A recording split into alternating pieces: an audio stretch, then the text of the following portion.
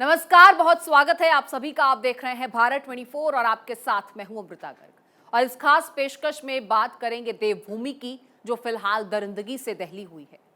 देवभूमि उत्तराखंड में अंकिता की हत्या के बाद लोगों में गुस्सा है। पूरे प्रदेश में प्रदर्शन हो रहे हैं। अंकिता की हत्या से लोग इतने आक्रोशित हैं कि उन्होंने आरोपी के रिजॉर्ट को आग के हवाले कर दिया। सीएम धामी ने भी तुरंत एक्शन लेते हुए रिजॉर्ट पर बुलडोजर चलवा दिया है और आरोपी के पिता को पार्टी से बाहर का रास्ता दिखा दिया गया है।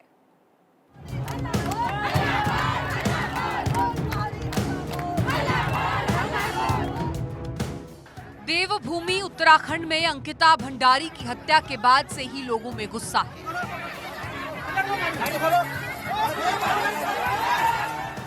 पूर्व बीजेपी नेता विनोद आर्या के बेटे पुलकित आर्या के रिजॉर्ट में रिसेप्शनिस्ट का काम करने वाली अंकिता की हत्या कर दी गई। आरोप पुलकित आर्या पर लगा, जिसके बाद गुस्साई भीड़ ने तोड़फोड़ कर रिजॉर्ट को आग के हवाले कर दिया।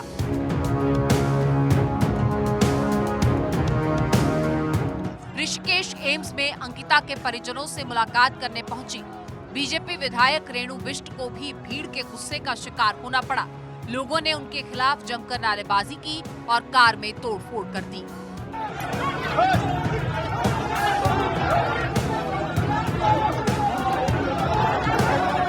शैतानों ने 19 साल की अंकिता की हत्या करने की कोशिश की और फिर नहर में उसको फेंक दिया।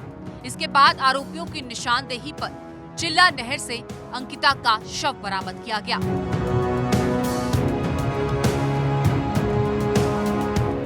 दरिंदों को पुलिस जब कोर्ट में पेश करने के लिए कोर्ट द्वार लेकर पहुंची तो वहां भीड़ ने पुलिस की गाड़ी को रोक लिया और तीनों की जमकर पिटाई की।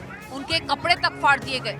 फिलहाल कोर्ट ने तीनों आरोपियों को 14 दिन की न्यायिक हिरासत में जेल भेज दिया है, लेकिन तीनों को फांसी देने की मांग तेज हो गई है और अंकिता को इंसाफ दिलाने के लिए ऋषिकेश से लेकर देहरादून तक प्रदर्शन हो रहे हैं। अंकिता के साथ दरिंदगी का पता चलते ही उत्तराखंड के सीएम पुष्कर सिंह धामी एक्शन में आ गए और यूपी मॉडल की तरह ही आरोपी के रिजॉर्ट पर बुलडोजर चलवा दिया गया। सीएम धामी ने आरोपी के पिता विनोद आर्य पर तुरंत एक्शन लेते हुए उन्हें पार्टी से निकाल दिया और कहा कि आरोपियों को बख्शा नहीं जाएगा, कड़ी सजा दिलाएंगे। बहुत दुखद घटना है और इस घटना से जहां मन बहुत व्यथित है।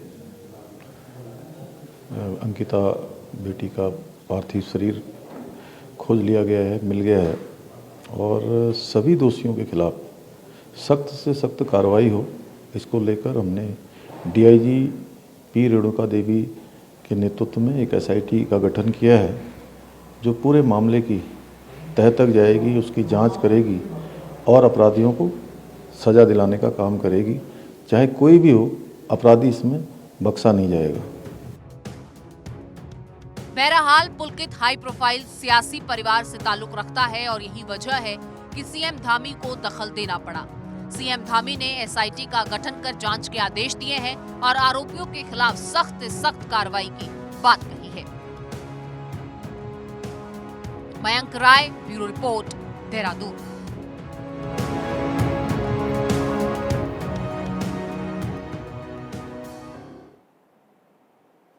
19 साल की अंकिता पढ़ाई में होनहार थी, लेकिन वो मजबूरी में पौड़ी के जिस रिजॉर्ट में नौकरी करने आई थी, वहां से कभी घर नहीं लौट पाई। दरिंदे पुलकित ने उसकी मजबूरी का फायदा उठाना चाहा, उसे अपने हाई प्रोफाइल क्लाइंट्स को परोसना चाहा, जिससे अंकिता ने मना कर दिया और यही बात इस शैतान को नागवार गुजरी और उसने अंकिता को मौत के घाट उतार दिया।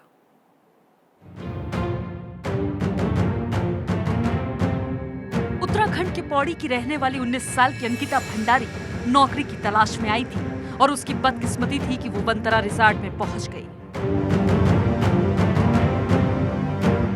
जिससे वो पुलकित नाम के भेड़िए के चंगुल में फंस गई। अय्याश पुलकित हाई प्रोफाइल लोगों के लिए रिजॉर्ट में हर व्यवस्था मुहैया कराता था। उसने अंकिता से भी हाई प्रोफाइल लोगों के साथ शारीरिक संबंध बनाने को कहा, लेकिन जब अंकिता ने इसका विरोध किया तो उसके खिलाफ साजिश रचना शुरू कर दिया।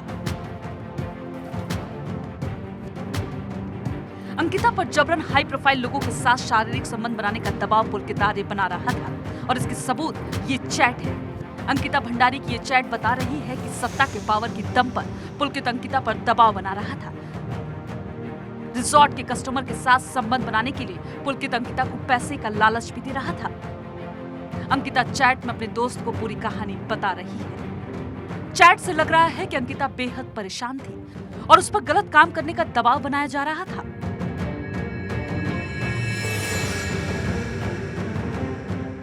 पूछताछ में आरोपियों ने इस बात को कबूल किया है कि शारीरिक संबंध बनाने वाली बात दोस्त को बताने से पुलकित नाराज था और इसी को लेकर अंकिता और पुलकित में हाथापाई भी हुई।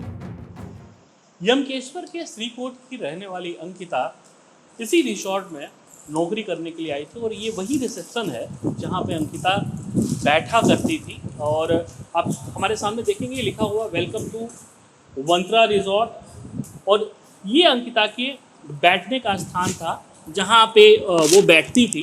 कुछ डॉक्यूमेंट्स हैं जिनको मैं दिखाने की कोशिश करूँगा कि बाकायदा यहाँ पे जो वेरिफिकेशन फॉर्म है, आप देखिए वेरिफिकेशन फॉर्म है जहाँ पे अंकिता भंडारी, उसका मोबाइल नंबर, श्रीकोट गांव, नादलस्यू, श्रीकोट, पौड़ी गढ़वाल, ये उसका वेरिफिकेशन फॉर्म था जो यहाँ के फाइलों में अभी भी दर्ज है।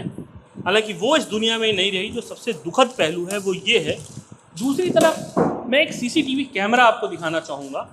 हमारे ठीक सामने आप देखेंगे दीवार पे एक सीसीटीवी कैमरा लगा हुआ है, लेकिन शातिर दिमाग पुलकित और उसके जो साथी हैं, ये उनकी देन कहें या कुछ और, आप देखेंगे ये सीसीटीवी कैमरा कहीं से कनेक्ट नहीं है। और निश्चित तौर पे जिस तरह का लोगों में नाराजगी थी इस घटना के बाद को लेके, वो साफ नजर आ रही है। जो बुलडोजर कार्रवाई हुई वो तो हुई, लेकिन लोगों ने भी अपनी जो नाराजगी है वो यहाँ पे जम के निकाली। पुलिस के मुताबिक अंकिता भंडारी के लापता होने की सूचना 18 सितंबर को दी गई। अंकिता 17 सितंबर की रात करीब 8 बजे पुलकित आर्य, उसके रिजॉर्ट मैनेजर सौरभ भास्कर और अंकित और पुलकित गुप्ता के साथ ऋषिकेश गई थी। वापस आते समय तीनों आरोपियों ने चिला रोड के किनारे शराब पी। अंकिता उनके ड्रिंक खत्म होने का इंतजार करती रही। शराब पीने के बाद तीनों ने अंकिता से झगड़ा किया। अंकिता ने ये बात रिजॉर्ट के कर्मचारी को फोन कर रोते हुए बताई। बात कर। हेलो मैम, मैम करण बोल रहा हूँ, क्या हो गया? प्लीज मेरा बैग ऊपर ले जा दो दुकान तक। चल चलो गाड़ी घुमा, चल नीचे चल, नीचे चल, नीचे चल। अरे चलना, आ रहे मैम, हम आ रहे हैं, 2 मिनट बस, चल। पुलकित ने हत्या के बाद पुलिस को झूठी कहानी सुनाई और कहा कि अंकिता की दिमागी हालत ठीक नहीं थी और वो 19 सितंबर की सुबह से अपने कमरे से गायब थी। पुलकित के बाद पुलिस ने रिजॉर्ट के कर्मचारियों से पूछताछ की, जिसमें ये बात सामने आ गई कि अंकिता आरोपियों के साथ ऋषिकेश गई थी और लौट कर नहीं आई। इसी के बाद पुलिस ने ऋषिकेश के रास्ते पर लगे हुए तमाम सीसीटीवी कैमरों के फुटेज चेक किए। इनसे ये बात साबित हुई कि रिजॉर्ट से जाते समय कुल 4 लोग थे, लेकिन वापस 3 ही लौटे। मतलब पुलकित ने पुलिस को गुमराह करने के लिए कहानी झूठी गढ़ी, जिसके बाद पुलिस ने रिजॉर्ट मालिक पुलकित आर्य, मैनेजर सौरभ भास्कर और असिस्टेंट मैनेजर अंकित गुप्ता को गिरफ्तार कर लिया। इतना ही नहीं, शुरू से ही पुलकित अंकिता को लेकर फरेब कर रहा था। अंकिता की हत्या के बाद कई सवाल भी खड़े हो रहे हैं कि अंकिता भंडारी की नौकरी आरोपी पुलकित के पिता की आयुर्वेद कंपनी में लगी थी, लेकिन पुलकित ने दबाव बनाकर उसे अपने रिजॉर्ट में रिसेप्शनिस्ट बना दिया। उत्तराखंड में हुए अंकिता के मर्डर ने पूरे देश को हिलाकर रख दिया है। ऐसे में सवाल है कि रसूख की दम पर आखिर कितनी बेटियों की जिंदगी पर मौत लिखी जाएगी। मयंक राय, भारत 24, ऋषिकेश। और अब बात पीएफआई के पाकिस्तान प्रेम की कर लेते हैं। पीएफआई के खिलाफ हुए एक्शन के बाद अब कई हैरान करने वाले खुलासे हो रहे हैं और गिरफ्तार पीएफआई नेताओं ने जो राज उगले हैं उसे जानकर सभी हिंदुस्तानी हैरान हैं। पीएफआई देश में आतंक की पाठशाला चला रहा था और इसकी हिट लिस्ट में प्रधानमंत्री नरेंद्र मोदी थे। केरल में एनआईए ने कोर्ट को बताया है कि पीएफआई युवाओं को देश के खिलाफ भड़का रहा था, युवाओं को लश्कर-ए-तैयबा, अल-कायदा और आईएसआईएस से जुड़ने के लिए प्रेरित कर रहा था। और इसके बाद कोर्ट ने पीएफआई के 11 सदस्यों को 30 सितंबर तक एनआईए की कस्टडी में भेज दिया है।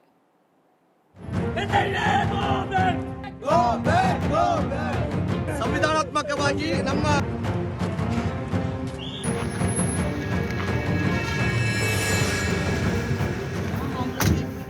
पीएफआई पर एनआईए ईडी ने ऑपरेशन ऑक्टोपस के तहत गुरुवार को सबसे बड़ा एक्शन लिया।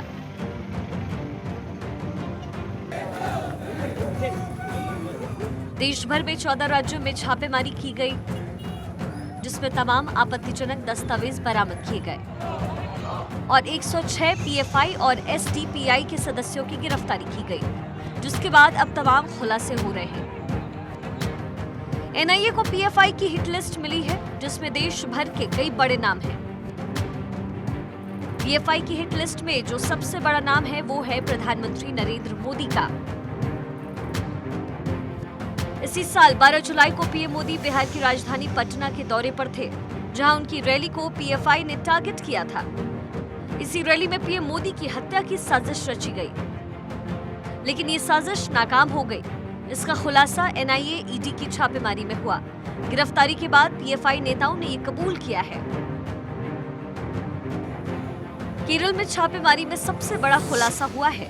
जांच एजेंसियों को पता चला कि आतंकी गतिविधियों को अंजाम देने के लिए पिछले कुछ सालों में पीएफआई ने 120 करोड़ रुपए जुटाए।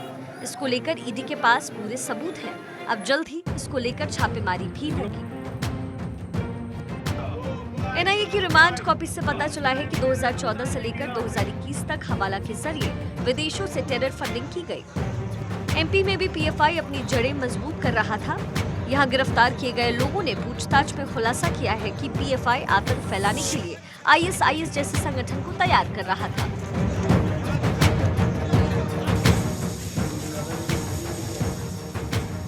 यूपी में भी वीवीआईपी लोगों को टारगेट किया गया था और एक साथ हमले की साजिश रची गई थी। हमले की तारीख अभी तय नहीं हुई थी, उससे पहले ही एनआईए ने साजिश को नाकाम कर दिया। एमपी के मंत्री भूपेंद्र सिंह ने विदेशी ताकतों पर पीएफआई का समर्थन करने का आरोप लगाते हुए हमला बोला। विदेशों से इसमें फंडिंग हो रही है, तो एक बहुत बड़ा षड्यंत्र भारत को इस्लामिक राष्ट्र बनाने का चल रहा है, जिस नेटवर्क को ध्वस्त करने का काम हमारे माननीय प्रधानमंत्री जी के नेतृत्व में, माननीय गृह मंत्री जी के नेतृत्व में देश में हो रहा है।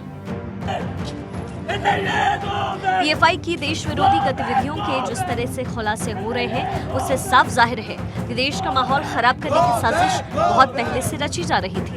समय रहते अगर नापाक हरकतों का पता नहीं चलता तो बहुत बड़ी अनहोनी हो सकती थी। Bureau report, Bharat 24। एनआईए के इस एक्शन के बाद अब पीएफआई का असली चेहरा सबके सामने आ गया है। पीएफआई के नेताओं की गिरफ्तारी के बाद पुणे में पाकिस्तान जिंदाबाद के नारे भी लगे हैं। आपको दिखाते हैं।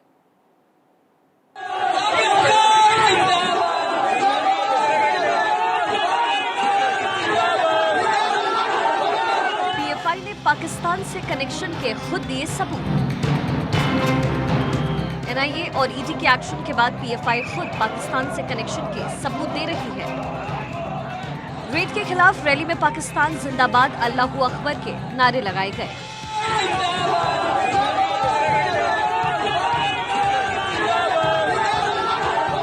देश भर में पीएफआई के ठिकानों पर गुरुवार को छापेमारी हुई और 106 नेता कार्यकर्ता गिरफ्तार किए गए।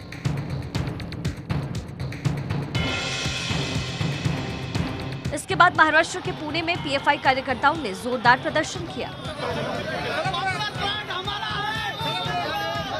पुणे में कलेक्टर ऑफिस के बाहर पीएफआई कार्यकर्ताओं की भीड़ इकट्ठा थी। इसी दौरान पाकिस्तान जिंदाबाद के नारे लगाए गए।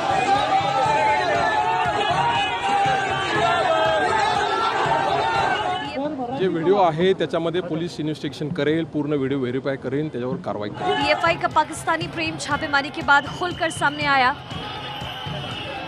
और कार्यकर्ताओं ने खुद सबूत दे दिया कि उनका आतंकिस्तान से कनेक्शन है।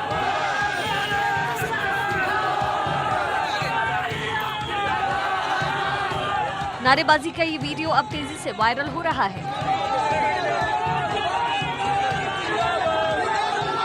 महाराष्ट्र में और भारत में अगर कोई नापाक इरादों से पाकिस्तान जिंदाबाद के नारे दे रहा होगा तो ऐसे किसी भी व्यक्ति को हम छोड़ेंगे नहीं, उसके ऊपर कार्रवाई होगी। वहीं बीजेपी विधायक नितेश राणे ने ट्वीट कर पीएफआई को बैन करने की मांग की है। पीएफआई की रैली में पाकिस्तान के समर्थन में नारेबाजी करने के मामले में एक आरोपी को हिरासत में लिया गया। वहीं 70 लोगों के खिलाफ केस भी दर्ज किया गया। मामले की पुलिस जांच पड़ताल कर आरोपियों की धरपकड़ में जुटी है। Bureau report, Bharat 24। और अब बात सैलाबी सितंबर की करेंगे। गुरुग्राम में बारिश ने जमकर तबाही मचाई है। हर ओर सिर्फ पानी ही पानी नजर आ रहा है। बारिश का सितम इस कद्र है कि जिंदगी पटरी से उतर चुकी है और गुरुग्राम में लगातार हो रही इस मूसलाधार मुसीबत से एक कार पानी में ऐसी फंसी। आप तस्वीरों में देखिए कि किस तरह से इस बारिश के पानी में कार डूब गई और इसमें ये युवक फंस गया जो कि कार का ड्राइवर है।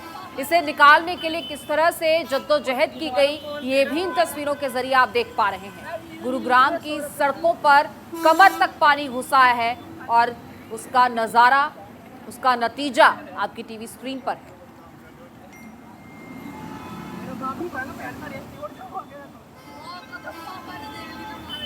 गुरुग्राम किस तरह से जलग्राम बना हुआ है, किस तरह से सड़क पर आप देख पा रहे हैं कि जिंदगी पर ब्रेक लगी हुई नजर आ रही है। ये पानी कमर तक भरा हुआ है। इस बारिश ने हाईटेक सिटी कहे जाने वाले गुरुग्राम की कलई मरोड़ कर रख दी है और हर ओर सिर्फ पानी ही पानी नजर आता है। यूं लग रहा है मानो नदी ही सड़क पर उतर आई हो। बारिश ने इस शहर की कलई खोल कर रख दी है। गुरुग्राम में मूसलाधार मुसीबत से कई किलोमीटर तक जाम लग गया। इस रिपोर्ट के जरिए समझिए। बारिश में इठलाता गुरुग्राम, डूब डूब कर जाता गुरुग्राम, नदी नाले का भेद मिटाता गुरुग्राम, हर ओर जाम लगाता गुरुग्राम। ये तस्वीरें हाईटेक शहर कहे जाने वाले गुरुग्राम की है। इस बारिश ने बढ़ा दी है लोगों की मुश्किलें, बारिश ने बहा दी है लोगों की खुशियों की गठरियां। सड़कों पर लग गया है भीषण जाम। इस बारिश के बाद अब गुरुग्राम को गुरुग्राम नहीं बल्कि जलग्राम कहिए। गुरुग्राम में बारिश ने ऊंच नीच का भेद मिटा दिया है। इस बारिश की मार से अमीर भी परेशान है और गरीब भी। फिर चाहे गुरुग्राम के नरसिंहपुर आइए या चाहे दिल्ली जयपुर हाईवे पर जाइए, इतना जरूर है चप्पू साथ ले जाइए। हम खड़े हैं इस वक्त गुरुग्राम में। आप देखें, आपकी नजरें जहां तक जाएंगी आपको भरसक हर जगह पानी ही पानी दिखेगा। आपको देखने में ये एक तालाब या नहर दिख सकती है, लेकिन असलियत बताऊं तो मैं ये NH8 है जो दिल्ली को जयपुर से जोड़ता है और उसका आलम यह है कि चंद घंटों की बारिश ने NH8 को पूरी तरह से जाम कर दिया है, जिससे कई लोगों को कई दिक्कतों का सामना करना पड़ रहा है। मॉनसून अब विदाई की ओर बढ़ चला है, लेकिन इस विदाई में भी कहर बरपा रहा है। जाने से पहले अपने होने का एहसास दिला रहा है।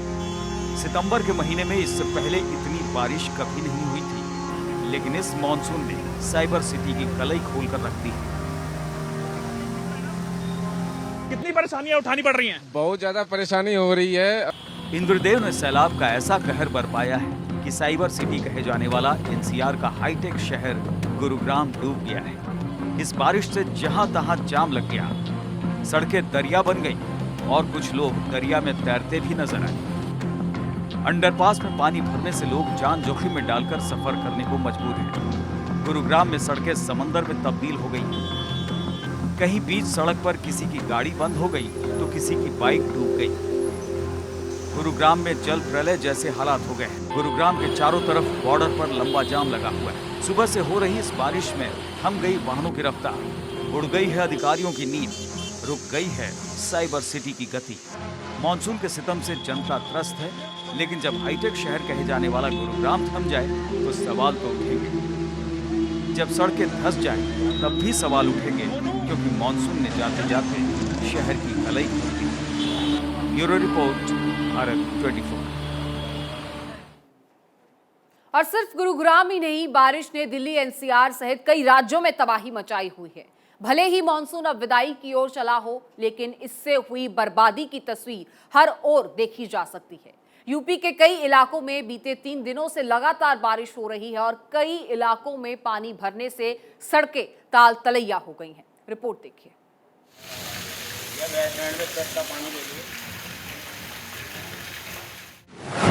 शहर शहर जल प्रलय।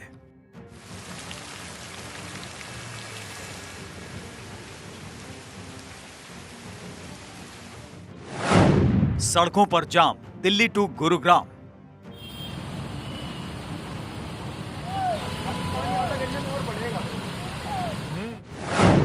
बारिश में डूब गई किसानों की फसल।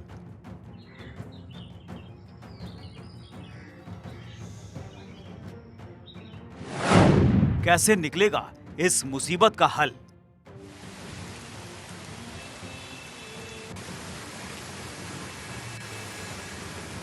सड़कें डूबी हुई हैं, रास्ते में जाम ही जाम है, जनता त्राहिमाम त्राहिमाम कर रही है। ये गुरुग्राम है। और सिर्फ गुरुग्राम ही क्यों, बारिश की मुसीबत की मार दिल्ली एनसीआर समेत कई राज्य झेल रहे हैं। ये बारिश का कहर है जो कई शहरों पर टूट पड़ा है। अब एक एक करके हर शहर का हाल जान लीजिए। आइए लिए चलते हैं आपको सबसे पहले यूपी के बिजनौर, जहां बारिश ने इतना कहर बरपाया है कि किसानों की फसलें चौपट हो गई हैं। 3 दिन से लगातार हो रही बारिश से सैकड़ों एकड़ की फसल चौपट हो गई। मालन नदी उफान पर है और ऐसा लगता है कि मालन अब घर की दहलीज तक आ पहुंची है। कुछ यही हाल यूपी के मुजफ्फरनगर का भी है। यहां बीती रात से ही जमकर बारिश हुई और इतनी बारिश हुई कि इसके आगोश में 2 लोग समा गए। 2 लोगों की मौत हो गई, वहीं 6 लोग घायल हो गए। 2 दिनों से यहाँ निरंतर बारिश हो रही है। अत्यधिक बारिश होने के कारण ग्राम मिमलाना, ब्लॉक सदर, तहसील सदर में आश मोहम्मद का मकान रात्रि में गिर गया और पूर्णतः यह नष्ट हो गया। इसके मलबे में दबकर उनके 2 बच्चों की भी मृत्यु हो गई है और 4 लोग घायल हैं। घायलों को अस्पताल लाया गया और अस्पताल में उनका इलाज चल रहा है। उम्मीद है 1-2 दिन में वे अस्पताल से छुट्टी पा जाएंगे। गाजियाबाद में भी बारिश ने जमकर तबाही मचाई। यहाँ की सड़कों पर जाम लग गया, रास्ते थम गए, सड़कों पर पानी भर गया। बारिश ने दिल्ली एनसीआर में जमकर तबाही मचाई है। हर ओर सैलाब है, सड़कें दरिया बन गई, मानो समुद्र ने सारा पानी यहीं उड़ेल दिया हो। प्रयागराज में तो बारिश से कोर्टरूम में पानी गिरने लगा। लगातार हो रही बारिश से यहां भी लोगों की मुसीबतें बढ़ गई हैं। ताज नगरी आगरा का भी हाल देख लीजिए। अपनी खूबसूरती के लिए जानी जाने वाली इस नगरी में सिर्फ पानी ही पानी नजर आ रहा है। अलीगढ़ में बारिश ने शहर की कलई खोलकर रख दी। सिर्फ यूपी ही नहीं, हरियाणा के गुरुग्राम के साथ मनेसर में बारिश से जगह जगह जाम लग गया। करनाल में तो किसानों की मुसीबतें बढ़ गई हैं। यहाँ के किसान खून के आंसू रो रहे हैं। बारिश से किसानों के अरमानों पर पानी फिर गया है। नुकसान इतना कि आकलन करना मुश्किल है। अब लिए चलते हैं आपको मुंबई। आर्थिक राजधानी कहे जाने वाले मुंबई का हाल भी कुछ ऐसा ही है। मॉनसून ने अपनी विदाई में जबरदस्त तबाही मचाई है। हर ओर पानी का मंजर है। नजर आ रहा है तो सिर्फ पानी, जो सब कुछ डुबो देने पर आमादा है। Bureau report, Bharat 24।